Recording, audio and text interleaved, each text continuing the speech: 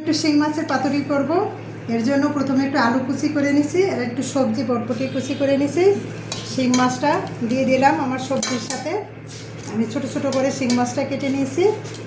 এরপরে আমি দিলাম পেঁয়াজ কুচি, রসুন কুচি আর কিছু কাঁচামরিচ কুচি। এরপরে আমি দেব মশলা। প্রথমে একটু লবণ দিচ্ছি। আমাদের ফ্যামিলিতে আমরা একটু লবণটা মোটামুটি একটু খাই ভালো মতো। এরপরে একটু হলুদ দিচ্ছি, হলুদের গুঁড়া।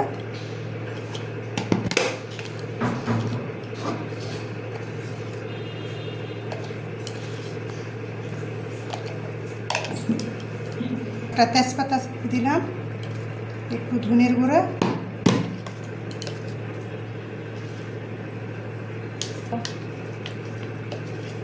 একটু মরিচের গুঁড়া, একটু জিরা বাটা। এখন আমার সব উপকরণ দেওয়া শেষ। এখন আমি এটাকে মিক্স করব।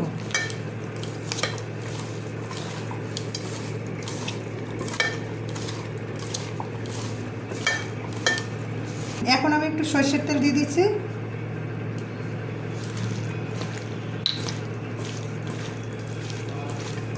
কলা পাতাটায় আমরা একটু সরষের তেল দিয়ে দিচ্ছি।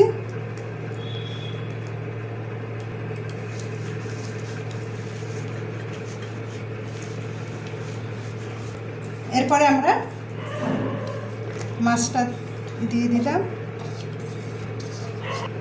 রেড চিলি দিচ্ছি, কারণ যদি কেউ একটু বেশি ঝাল খায় তাহলে তার জন্য এটা।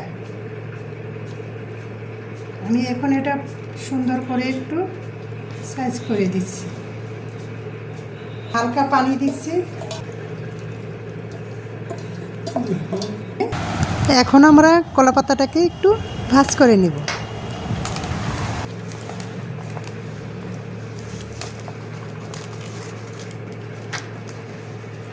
ফ্রাই প্যানে দিয়ে দিচ্ছি, এইভাবে ঢেকে দেব। এখন আমি ঢেকে দিচ্ছি। একটু লো ফ্লেমে আমরা 10 মিনিটের জন্য ভেজে নেব, তারপরে উল্টিয়ে দেব। এখন আমরা 10 মিনিট পরে পাতুরিটাকে উল্টিয়ে দিচ্ছি।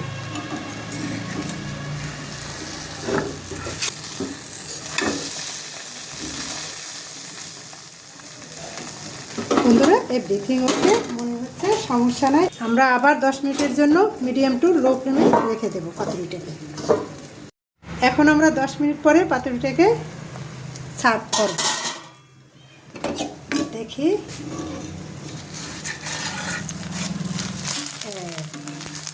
ওকে।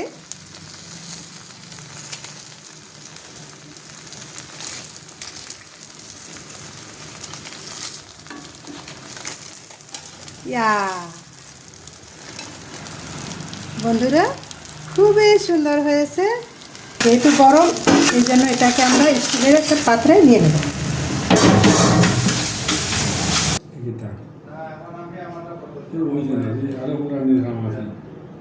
এটাকে সরাসরি প্লেটে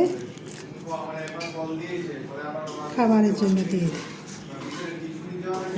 যে মজার একটা সেট বেরোইছে বন্ধুরা, কি বলবো আর।